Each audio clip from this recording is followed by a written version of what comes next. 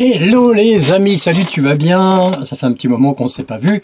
Alors ça tombe bien, j'ai des choses à te dire concernant si tu as un projet de vivre avec une femme russe, de rencontrer une femme russe dans l'avenir, parce qu'on t'a dit, parce que tu as pu lire sur certains sites, et les sites d'annonces sont plutôt accrocheurs, je dirais. Eh bien, si après cette vidéo, tu te plantes dans ta relation, tu reviendras sur ma page pour me dire pourquoi, et ça sera très intéressant. Les femmes russes, c'est le thème de l'émission. Est-ce qu'elles sont narcissiques? Est-ce qu'elles sont perverses? Pourquoi les femmes russes semblent faciles d'accès? Je vais tout te dire, mais savoir aussi comment séduire une femme russe sans te planter. Je vous trouve très beau, très beau.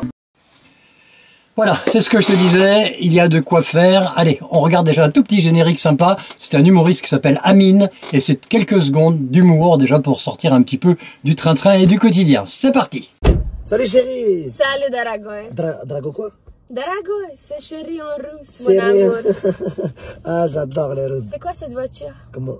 C'est une voiture? Comment ça, c'est quoi cette voiture? J'ai attendu que tu viens avec un Porsche, Ferrari, Lamborghini. Ah, oui, d'accord. C'est que mon père, il est sur l'argent. Bref, tu m'amènes où ce soir? Je t'emmène. C'était pas prévu que je t'emmène quelque part ce soir. Comment ça? Ok, je t'emmène au restaurant, on va aller manger, on va aller dîner. Okay. C'est bien ça? Oui. Et après? Après, je te dépose chez toi. Enfin, on rentre dormir, quoi. Comment ça, on rentre dormir, hein? Moi, Olga Prokhorova, tu veux me ramener dormir? Tu veux faire après quoi? Le dîner? Tu veux faire quoi? On va sortir en boîte. Ok, on peut aller boire un verre au Rasputin, on se pose au bar, un truc comme ça. Comment ça? Boire un verre avec moi? Moi, chérie, j'ai besoin VIP, une table, du champagne, vodka. Oh, c'est pas halal tout ça, c'est pas halal. Tu me sors une vodka dans ton sac? Mais c'est juste pour se chauffer. Les Algériens se baladent avec des drapeaux d'Algérie, vous les Russes, vous baladez avec des vodkas dans vos sacs. Chérie, c'est trop pour moi. Comment ça, c'est trop pour toi? Et demain, le jour shopping, Hermès, Chanel, Dior. Qui va te faire shopping? Moi? Mais toi, chérie. Oui. Chérie, va dormir, chérie, va. You are in very big shit, my friend. Shit, very good. Алло, Руслан, ты представляешь, он меня не хочет вести на шопинг. Руслан, подойди, пожалуйста. Mon frère, il va venir. Ouais, c'est ça, il va venir, mon frère, ouais. Руслан, Здорово. привет, ты представляешь, он не хочет меня вести на шопинг. C'est qui, lui? Чего? Écoute-moi, Olga, c'est ma sœur. Il n'y a pas que Olga qui est ta sœur. Même moi, je suis ta sœur. Tu vas aller où, chérie? Il est excellent, mais c'est vraiment ça finalement. Alors, pourquoi les femmes russes semblent tellement faciles d'accès malgré leur caractère? Parce que, en temps normal, quand on va en Russie, ça sourit rarement. Moi, ça m'est arrivé d'aller acheter dans les petites boutiques quelque chose, mais vraiment, moi, j'ai demandé s'il y avait peut-être un petit plus à donner pour qu'on ait un sourire à la caisse, par exemple. Mais c'est vrai que on ne sourit pas avec n'importe qui. C'est un petit peu même la formule de pensée des Russes, ou en Biélorussie, ou en Ukraine, sachant que les Ukrainiens sont un petit peu plus ouverts. C'est peut-être parce qu'ils sont plus au sud de la Russie. C'est peut-être aussi cette raison, vous savez, plus on va du côté des pays latins, l'Espagne par exemple, ou l'Italie, les gens ont le smile. En Russie, c'est pas vraiment ça. Pour décrisper quelqu'un, il faut déjà apprendre à le connaître, il faut du temps, il faut avoir bu des coups avec lui si c'est un mec, ou alors avec la jeune femme, il faut apprendre à la connaître, à essayer de la mettre la rassurer surtout. Ceci dit, si tu as envie vraiment de rencontrer quelqu'un, je vais te donner les astuces et les erreurs surtout à ne pas commettre. Parce que vous les faites quasiment tous. Dès que vous arrivez en Russie, vous n'êtes pas à Disneyland, hein, en fait. Loin de là. Et vous n'êtes pas non plus à Girlsland. C'est-à-dire que, voilà, rien ne s'achète, tout se négocie. Et c'est souvent malheureusement comme ça. Ce que je voudrais te dire, c'est qu'il y a beaucoup de femmes russes qui attendent le prince charmant. Le prince charmant, il existe que chez Walt Disney, il faut le savoir. Sinon, il ne serait pas très charmant. Ceci dit, ils n'attendent pas sur toi. Tu sais, je le dis dans une vidéo précédente, il y a plusieurs centaines de mecs qui leur courent après dès qu'ils sont sur un site d'annonce. Qu'est-ce qui fait que tu feras la différence?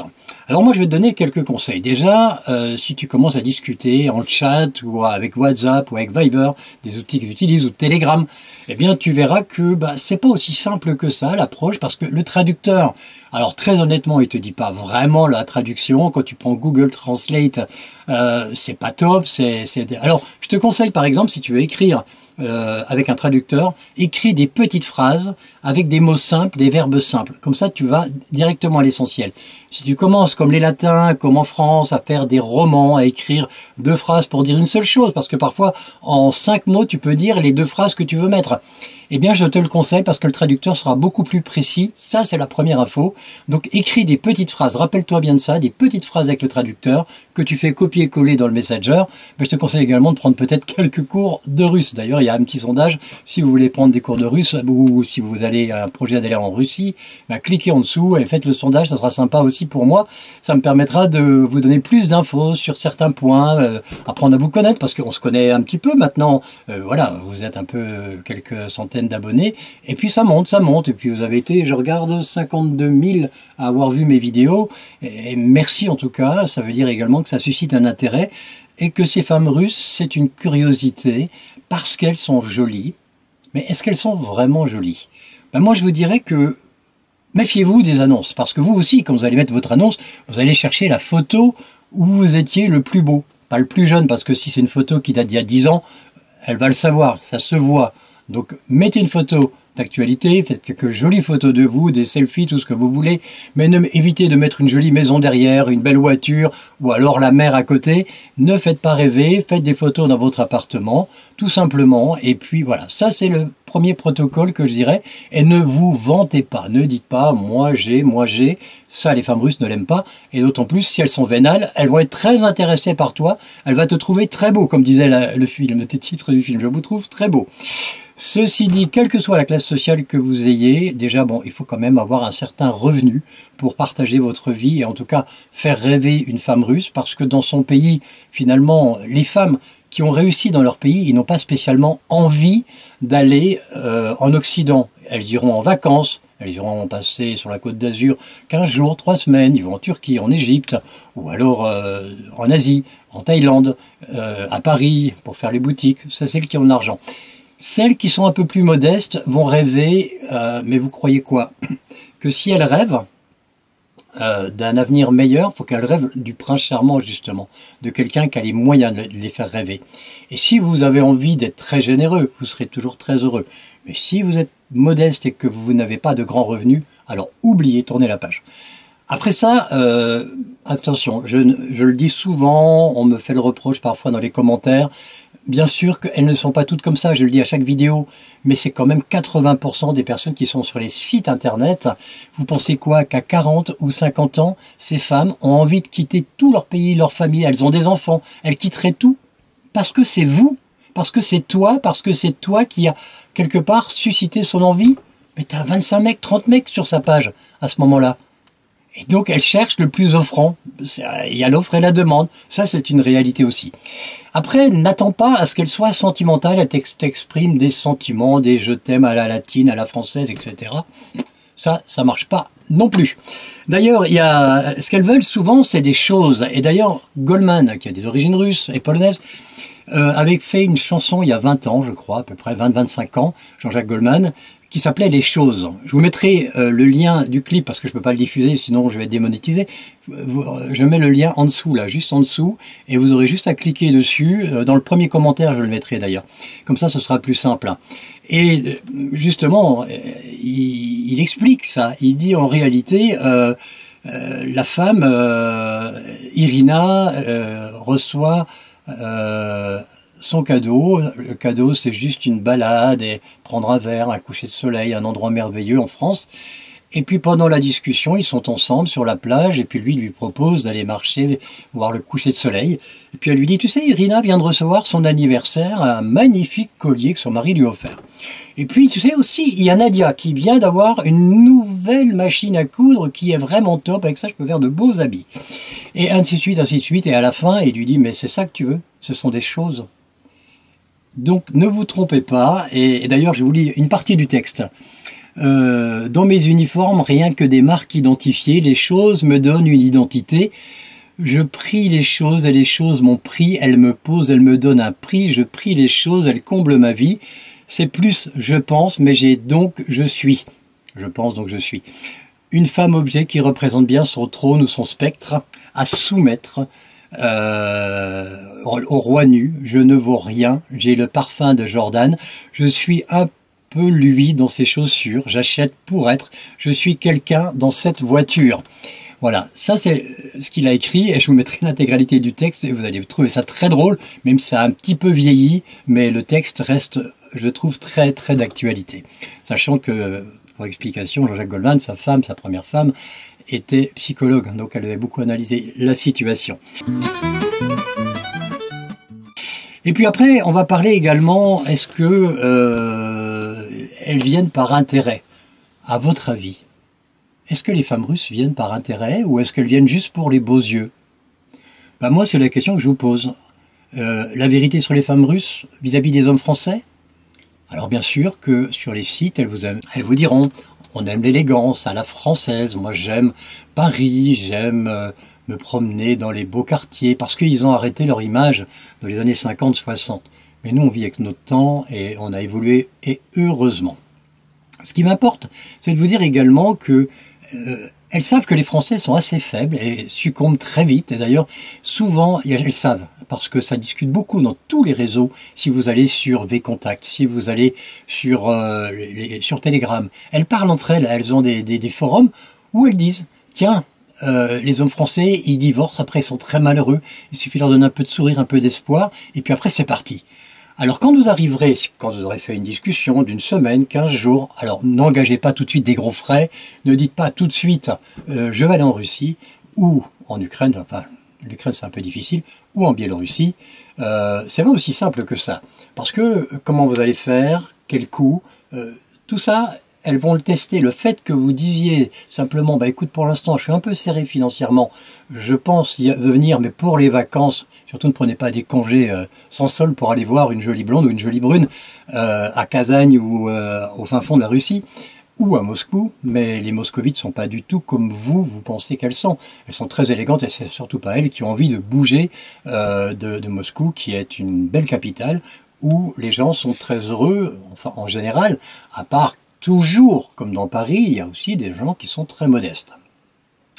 Maintenant, ce que je voudrais vous dire aussi, c'est que la fête de rencontrer une femme russe, comment vous allez converser avec elle? Avec votre téléphone, vous allez prendre votre traducteur, là, vous allez ouvrir, vous allez chercher Google Translate, et après, vous savez que vous pouvez parler, et avec l'intelligence artificielle, tac, elle va pouvoir répondre. Mais la traduction est totalement fausse la plupart du temps. Ceux qui connaissent le russe et qui s'en aperçoivent en rient. Et parfois, il y a des mots qui commencent à prendre d'autres thèmes, d'autres formules. Vous voyez? Donc, encore une fois, si vous partez avec un petit traducteur, occupez-vous de faire des petites phrases très françaises.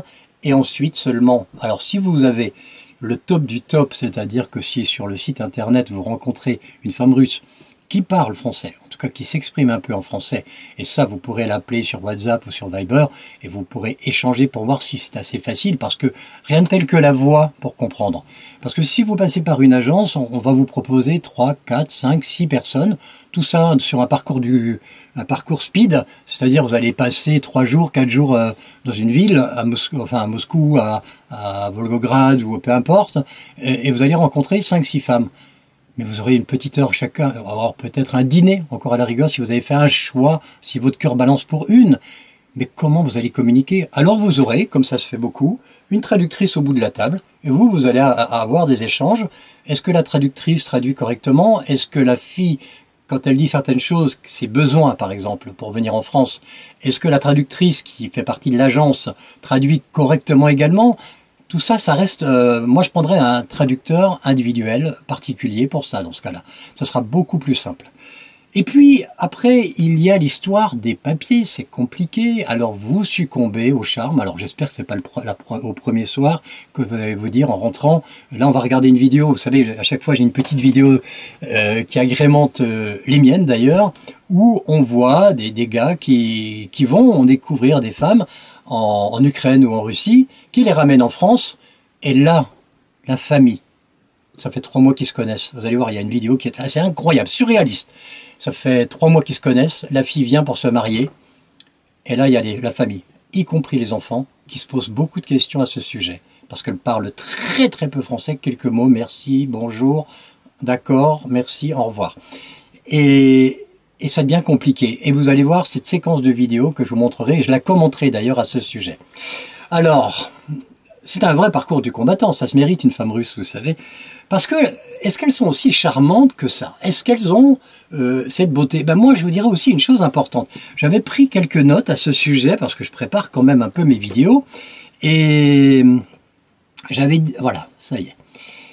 Alors, je disais justement que... Est-ce qu'elle est prête à tout quitter, déjà? Parce qu'elles sont belles, elles sont magnifiques, mais elles ont une famille, elles ont des enfants. Alors tu risques de régulièrement entendre de sa part, lorsque tu souhaiteras parler argent, de contrat de mariage par exemple, c'est une discussion importante, qu'elle va à un moment donné faire comme si elle ne comprenait pas. Même si elle comprend, parce que mariage c'est la même chose qu'en russe, d'accord? Et contrat c'est pareil, ça existe aussi dans le mot russe. Alors la communication, elle ne sera pas handicapée par la barrière de la langue, mais plus encore. Parce qu'elle ne voudra pas entendre certaines choses qui la dérangent. Parce qu'une femme russe, elle a des filtres. Tout ce qu'elle ne veut pas entendre, elle ne l'entendra pas. Et tu peux discuter des heures avec, tu n'arriveras pas à lui faire comprendre, même avec des écrits, avec un traducteur. Donc tu risques régulièrement d'entendre tout ça, quoi. Et tu sais, une femme, est-ce qu'elle est prête à tout quitter pour toi? Elle quitterait donc son pays, elle quitterait ses enfants, si elle a des enfants. Elle quitterait son animal, souvent ils ont un animal de compagnie, soit un tout petit chien, un chat. Est-ce qu'elle quitterait son travail? Ça fait peut-être 20 ans qu'elle est dans le même travail, parce que quand elle reviendra, elle n'aura plus sa place, parce que la place sera prise par quelqu'un d'autre. Est-ce qu'elle est prête à recevoir un contrat de mariage, comme ça peut se faire? Et je te conseille de le faire en tout cas, pour ne pas te retrouver ruiné comme beaucoup ont pu avoir, parce que on sait que 80% des couples franco-russes se séparent et divorcent. Donc 20% qui m'écrivent d'ailleurs, moi je suis marié depuis 20 ans, eh ben oui, 20%, ça fonctionne. Mais c'est un peu comme en France, tout simplement. Donc, il ne faudra pas envisager un mariage rapide. Il faudra freiner la volonté de mariage rapide. Une femme, si elle n'est ni douce, ni agréable et complice, le quotidien sera difficile pour toi. Et la femme russe, c'est aussi un peu compliqué parce que elle ne montre pas ses sentiments, elle ne les exprime pas toujours. Donc, tu vas te sentir un peu frustré. Est-ce que tu es prêt à cela également ? Il faut apprendre à connaître ta valeur, ce que tu vaux toi, sentimentalement, pas matériellement. On sait que si tu vas en Russie, c'est que tu peux. C'est essentiel pour ne pas tomber dans les filets des petites sorcières. Être malheureux est un choix. Si tu l'acceptes dans une vie de couple, eh ben vas-y, fonce. Un ami me disait il y a quelques années concernant les relations homme-femme, donc en général, ça veut dire, y compris les françaises, les italiennes, les espagnoles, enfin, les relations homme-femme, il me disait: je ne me pose jamais de questions. Je doute d'elle, elle dégage. Elle me gonfle, elle dégage. Elle refuse le sexe, elle dégage. Elle me parle mal continuellement, elle dégage. Elle ne me donne pas satisfaction, elle dégage. Même si je suis fou amoureux. Je ne comprends pas le concept des pervers narcissiques et encore moins que ce soit un piège. Voilà ce qu'il disait des femmes en général qui essayaient de tout bloquer une vie de couple. Alors quand elles comptent plus vite que toi, c'est aussi très difficile. Parce que toi, ce sont des joueurs d'échecs, les Russes, tu le sais très bien. Donc il y a toujours 2 coups d'avance. On voit bien ce qui se passe en politique actuellement dans les pays de l'Est. Alors si tu as vécu ça, laisse un commentaire pour témoigner déjà, parce que sans doute que ceux qui regardent la vidéo, ben, ça leur parle, ce que je leur explique. Est-ce que tu penses vraiment qu'une femme russe traditionnelle, féminine, qui viendra vivre en France, restera comme en Russie, ou en Biélorussie, ou en Ukraine? Qu'elle gardera toute sa partie? Est-ce qu'elle ne va pas s'identifier aux Françaises et d'un seul coup passer de la jolie robe sexy aux hauts talons à des baskets, à alléger son maquillage, à porter des jeans, à mettre des robes longues, parce que ici tu peux pas, la femme russe comme elle est là-bas, ici elle se fait démonter comme on dit, hein, elle risque d'avoir pas mal de soucis, tu sais comment ça se passe en France. Donc elle n'aura plus cette élégance qui va te séduire dans ce pays. Ça faut y penser. Au bout d'un an, la femme russe qui arrive en France, elle reprend tous les codes des Françaises, y compris les codes traditionnels français. Ça veut dire qu'elle voudra sa totale indépendance, sa totale vie financière, elle voudra son budget, et point à la ligne. Donc, qu'est-ce que je disais encore? Ah oui, ça sera, je dirais souvent, attention à l'apparence des bimbos, parce qu'en France, elles ne seront plus bimbos, à moins qu'elles soient youtubeuses ou influenceuses. Car elle sera casée, et une femme russe casée, eh ben, elle a tendance un petit peu à se laisser aller. Elle va bien s'habiller quand elle va recevoir du monde ou quand vous allez manger au restaurant, mais sinon à la maison, elle aura les fameuses claquettes, je ne sais plus comment on appelle ça, c'est des claquettes qui viennent de Pologne en cuir, et puis des chaussettes qui vont avec, quoi, un petit peu comme les Allemands sur les plages pendant l'été. Parce que je vis pas loin des plages et c'est ce que je vois régulièrement. Alors à la fin, elle va ressembler à une Française, évidemment, d'aspect physique, simplement, quand elle va parler, elle aura ce petit accent. Et il y en a qui le perdent avec les années. Et ça, c'est très bien aussi. Mais bon, moi, je trouve ça beau. Un petit accent russe, pas un R roulé, mais on sent qu'il y a quelque chose de particulier. Alors, il y a des femmes russes qui sont exceptionnelles, hein. Je le dis dans cette vidéo. Il y a des femmes qui sont intègres, qui sont vraiment là pour faire un mariage d'amour dans ces 20%, et qui veulent une famille, et qui n'ont pas trouvé l'amour dans leur pays, et qui se disent peut-être une chance. Après, si tu veux rencontrer une femme russe, ça ne manque pas actuellement en Europe, elles ont déjà les papiers, donc c'est quand même beaucoup moins compliqué, parce que tu as vu que de plus en plus, on réduit un petit peu les cartes de séjour, on va en donner de moins en moins, donc ça va être de plus en plus difficile. Alors, réfléchis un peu, une femme, quelles que soient ses origines, lorsqu'elle est seule et qu'elle cherche un mec, sur un site internet, ou sur Facebook, ou sur Instagram, elle fait aussi tous les efforts de séduction, comme toi je t'ai demandé tout à l'heure, de faire des jolies photos. Il suffit de regarder les photos sur les sites de rencontres français, mais les Françaises sont vachement belles. Tu vas sur Mythique, elles sont apprêtées, elles sont jolies, on peut craquer pour elles. Elles choisissent leurs photos qui lui semblent les plus belles. Mais donc que ce soit une Française, une Italienne, une Espagnole ou une Russe, elles seront tout aussi jolies, parce que si elle a un budget, elle peut se permettre ça. Et comme la femme russe, souvent, elle fait garder son enfant par sa mère, par ses parents, elle a quasiment son budget pour elle, son argent pour elle. Donc elle dépense tout dans l'esthétique. La femme française, elle, c'est un peu plus difficile de tout dépenser dans l'esthétique, parce qu'elle a son appartement à payer, elle doit payer la nounou, elle doit payer tout ce qui va avec. C'est beaucoup plus difficile. C'est ce qui peut attendre aussi la femme russe quand elle arrive en France. Et puis, voilà, il faut apprendre à gérer tout ça dans ta tête, et puis il faut progresser, il faut prendre du temps. Moi, je pense que une relation pour s'installer avec une femme russe, le temps qu'elle apprenne progressivement le français, qu'elle a un niveau A2, ça c'est un niveau qu'on retrouve assez facilement, c'est un examen qu'elle doit passer à l'ambassade de France, et qui lui permettra surtout de pouvoir échanger avec toi ou avec ta famille. C'est pour ça qu'ils, quelque part, ils imposent un petit peu le niveau de français maintenant, parce qu'il y en a beaucoup qui sont arrivés sans parler un mot de français, puis qui ne s'adaptaient pas vraiment. Et moi, je te conseille vraiment de ne pas essayer de chercher. Je vois parfois des gens qui parlent en franglais. Quand je dis franglais, ça veut dire un peu en français, un peu en anglais, puis un petit peu quelques mots de russe.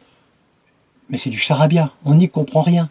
Et puis tu t'imagines, tu es à une table de famille, c'est Noël, et toi tu vas parler avec elle, mais elle va être totalement isolée. Tu verras dans la vidéo que je vais te mettre tout à l'heure à la fin, où je ferai un commentaire, tu verras que c'est exactement comme ça que ça se passe.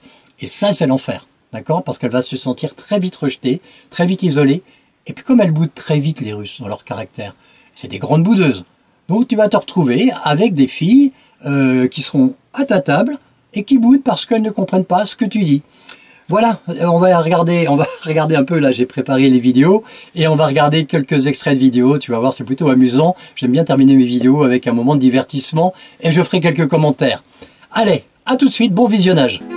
Natasha, Olga, Svetlana, Katarina, Tania, Daria, Irina, leur nom chante l'audace, des femmes au cœur de glace. Pour Jean-Marc, cela ne fait aucun doute. Maria est la nouvelle femme de sa vie. Il l'a rencontrée par internet il y a un an, elle est russe et parle à peine le français. Bologne, c'est quoi Bologne? Le sable, Bologne? La plage? Pas facile, justement, la barrière de la langue, c'est vraiment le problème essentiel.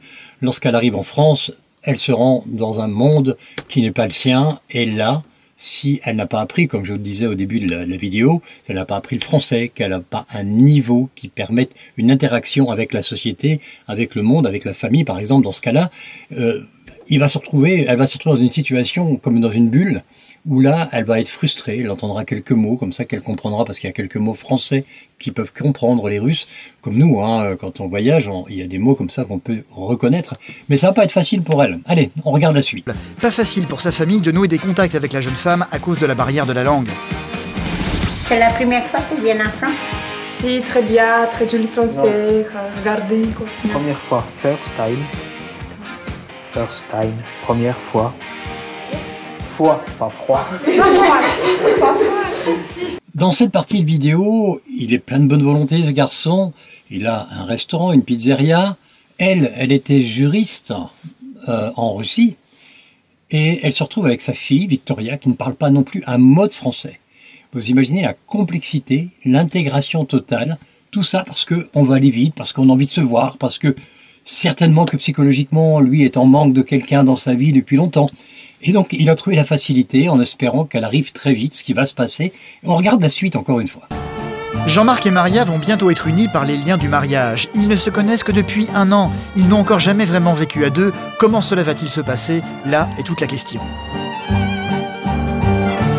Je vais me marier dans quelques jours avec Maria, une jeune femme russe qui a une petite fille, Victoria, qui ne parle pas très bien français, avec qui je n'ai jamais vécu.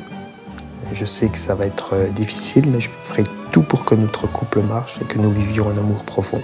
Maria a 30 ans. Elle habite dans un petit village russe à 1000 km de Moscou. Elle va se retrouver effectivement dans une situation, C'est peut-être le moment dans la journée que Jean-Marc préfère, le matin, après son réveil, quand il va s'asseoir devant son ordinateur pour discuter avec Maria, la femme dont il est tombé amoureux. Aujourd'hui, la vidéo ne fonctionne pas. Ce qui ne va pas les empêcher de se parler. Maria vit dans un petit village perdu, au centre de la Russie. Elle parle à peine le français et Jean-Marc à peine le russe. Tu m'entends? Oui, tu m'entends? Maria. Je sais pas, c'est moi, petit malade aujourd'hui. Oh, mon chéri, qu'est-ce que t'as? T'as mal au ventre? Eh oui. C'est parce que tu as peur de venir en France. Maria a 30 ans. Jean-Marc a eu son premier contact avec elle il y a 1 an maintenant grâce à une agence matrimoniale. Comme je vous expliquais d'ailleurs au début de cette vidéo, elle va se retrouver également sur un site de rencontre où là, elle a eu le choix. Et puis à un moment donné, son choix s'est porté sur ce garçon. Je ne sais plus son prénom d'ailleurs, mais peu importe. Et puis là, la communication, vous voyez, c'est comme je vous ai expliqué également au début de cette vidéo. Ça marche avec les traducteurs. Et les traducteurs, c'est pas aussi simple que ça. Alors encore une fois, soit vous apprenez un peu le russe, mais comme c'est elle qui va venir vivre en France, théoriquement, eh bien c'est à elle d'apprendre le français et que vous ne lui parliez surtout pas avec des mots d'anglais, des mots de russe, parce que sinon elle va s'y perdre. Mettez-la tout de suite au parfum, parlez-lui le plus possible en français, de façon à ce que les mots résonnent et que chaque mot facile de la vie, elle va commencer à les adapter, à les comprendre et à fonctionner avec ces mots. Et progressivement, elle en rajoutera vraiment très lentement dans sa conversation et ce sera beaucoup plus utile que de trouver un charabia comme j'ai pu le voir sur certaines vidéos. Très vite, ils vont abandonner le téléphone pour continuer par écrit sur Internet grâce à des logiciels de traduction qui leur permettent de communiquer, même si c'est loin d'être l'idéal. Au début de notre relation, Maria avait fait une coiffure avec des petites couettes. Et puis je lui dis, j'ai écrit sur Maria, tu as l'air d'une petite coquine. Et puis elle me répond, elle me dit, pourquoi tu me traites de prostituée? On a un petit problème de traduction. Je vous disais d'ailleurs dans cette vidéo qu'il y a des mots qui peuvent porter à confusion. Vous voyez, quand on parle de coquine, alors bien sûr aussi en France, ça a une connotation coquine, mais bon, au départ c'était un mot plutôt sympa, mais effectivement en russe ça devient la salope, la prostituée, donc ça pose problème dans la résonance. Donc faites très très attention lorsque vous employez des mots, ou alors vérifiez un petit peu avec le traducteur. Mais encore une fois, je vous encourage vivement à encourager la relation que vous allez avoir, à apprendre très vite le français. Surtout que les Russes ont cette faculté d'apprendre très très vite, beaucoup plus vite que nous. Привет, Salut mon amour. Ça va? Ça va. T'es pas trop fatigué? Si, petit. Je t'ai emmené des fleurs du jardin. Oh, merci. Merci. Une Maria épuisée par le voyage qui est venue accompagnée de sa fille, Victoria, et de sa sœur, Alessandra. Ça va? Ouais, ça va? Maria vit dans un petit village perdu au cœur de la Russie, à 1000 km à l'est de Moscou. Ellie vit en communauté avec toute sa famille. Il leur a fallu près de 24 heures de voyage pour arriver jusqu'ici. C'est la raison pour laquelle Maria, sa fille et sa sœur semblent un peu hagardes. Jean-Marc et Maria vont se marier dans quelques jours. Une décision qui a été prise très rapidement et qui a forcément un peu inquiété la famille de celui-ci. C'est ce qu'il va tenter d'expliquer à Maria le lendemain. Avant, Maria, avant que moi je vienne en Russie et que toi tu viennes en France après, ma famille, elle était inquiète. Parce que en France, toujours penser que jeune femme russe, belle, venir en France pour argent. Hein, en France, toujours penser comme ça. Alors ma famille pensait, toi, venir en France pour ça. Tu comprends? Si, c'est juste, c'est pas plaisir. Da, je sais, chérie. Après, réfléchir, et toi, normal, pas normal. Chérie, après tu es venue en France. Maria va être accueillie à bras ouverts par la famille de Jean-Marc, même si celui-ci a préféré en passer par un contrat de mariage pour rassurer tout le monde. Ma famille, elle était inquiète. Parce que en France, toujours penser que jeune femme russe, belle, venir en France pour argent. Si, c'est juste, c'est pas plaisir. Comme vous avez pu entendre dans cette vidéo, ça y est, les choses importantes arrivent, on parle argent parce que c'est du concret. Et là, par contre, il a tout à fait raison. Contrat de mariage, tout de suite. C'est-à-dire qu'on ne fait pas le mariage et on fait le contrat après. Il faut aller chez le notaire, tentez de bien lui expliquer. Prenez peut-être une traductrice qui vit en France pour lui parler russe, pour qu'elle comprenne absolument tout, les raisons du contrat de mariage. Il protège évidemment, il doit avoir certainement des enfants, il a une entreprise, donc il va protéger ses biens, et puis ce qu'elle apportera en plus, ce sera du plus qu'elle protégera elle de son côté, puisque n'importe comment, en Russie, même si elle est propriétaire, lui ne pourra jamais en bénéficier, parce que les successions ne marchent pas. Comme nous en France, voilà, tout simplement. Allez, on va écouter la suite, et il y a un truc plutôt sympa qui se termine, et puis ça se terminera bien, vous allez voir. C'est pas que je veux pas passer du temps avec toi ou avec Victoria, c'est que j'aime pas. C'est différent. Est-ce que tu comprends? Non, tu comprends pas. Tu me dis d'accord, mais t'as raison. C'est pour ça, d'accord. Tu m'as compris? Si. Compris. Non, je suis pas sûr. Qu'est-ce que tu as compris? Что именно, я поняла? Non. Hey, good job. Alors? Ah vous, non, femme. Il toujours travail. Basta vivre. Hein? Ah, déjà moi. Ah, et toi? Ok. Comme ça, ma femme, comme ça, travail, comme ça, children. Toujours regarder. Je sais. Plan. Planning. C'est. Moi, après, faire planning. Moi, après, écoute, comme travail, basta. 8h, 10h, Maria. 10h, travail. Jusqu'à 3h. Après... 10h matin, 10h ce soir, basta. Là? Et long. Good. 10h, moi, venir maison. Nuit? Oui. Et quoi? Toi, ti? Non, moi, dormi. Si. Ah. Difficile. Difficile, tu dois réfléchir? Non. Non, mais on trouvera du temps. Encore pas imaginer un seul moment qu'on allait vivre ensemble. On s'est jamais dit, quand on va vivre ensemble, lundi je vais faire ça, le mardi je vais faire ça. Pour nous, on n'a encore pas pensé parce que, comme on l'a dit avant, on n'a pas de date. Je ne peux pas te dire on va faire ça dans 1 mois, dans 6 mois. Enfin, toi, il peut se passer 1 million de choses. En attendant, même si sa sœur et sa fille sont auprès d'elle, à la veille de son mariage, Maria se sent loin de sa famille. Le soir venu, elle va en profiter pour les contacter via Internet, notamment sa nièce, la fille d'Alessandra.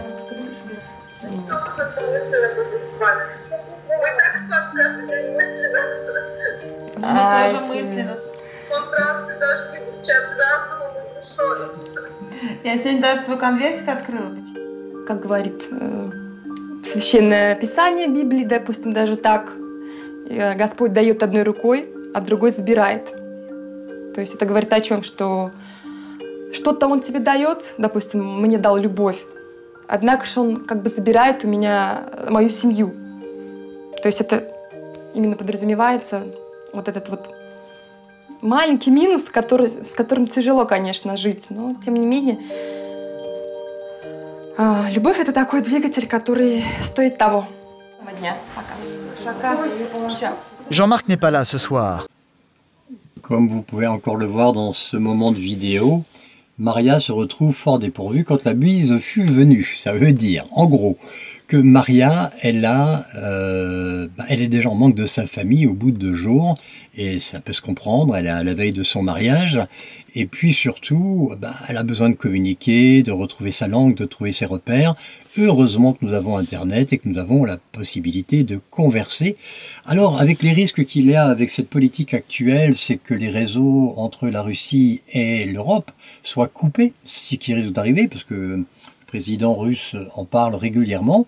Là, ce sera beaucoup plus difficile pour les familles franco-russes qui auront sans doute peut-être des liaisons coupées. Enfin, après, il y a des VPN, il y a plein de choses qui existent. Mais voilà, donc ça représente bien tout le thème de cette vidéo que je vous ai présenté. Les difficultés avec la langue, c'est le plus important. Je vous demanderai de mettre des commentaires. À la prochaine vidéo, on verra un petit peu. Vous me donnez des sujets, vous verrez aborder des sujets. Vous me l'écrivez en commentaire, les sujets que vous souhaitez aborder. La méconnaissance sur la Russie. J'essaierai de vous apporter le maximum d'informations parce que je suis d'origine russe. Mon épouse est biélorusse. Et voilà, tout simplement. Et donc, je peux vous donner toutes les informations. Pourquoi j'ai fait cette vidéo? Simplement pour pouvoir, parce que souvent dans l'avion, quand je voyageais entre la Russie et la France, on me posait des questions. Il y avait des hommes qui allaient rencontrer des femmes et qui me disaient mais comment ça se fait que ça ne marche pas? Pourquoi il y a ça? Pourquoi? Alors je me suis dit, maintenant que j'ai du temps, que je suis un peu en retraite, je me suis dit je vais faire ces modules de vidéos qui vous donneront des infos, des côtés pratiques, et à un moment donné on essaiera même de vous donner quelques petits mots de russe à utiliser. Ça fait toujours plaisir que lorsque vous arrivez là-bas. Moi je vous souhaite écoutez, une belle semaine et puis on se retrouve très très vite pour d'autres aventures. Ciao ciao, paka paka, comme ça se passe en Russie et vous l'entendrez très souvent.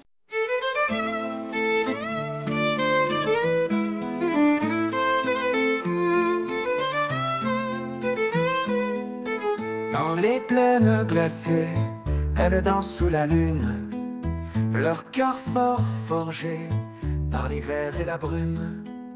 Le vent souffle en écho, leurs histoires gravées dans l'âme des ruisseaux, chaque larme.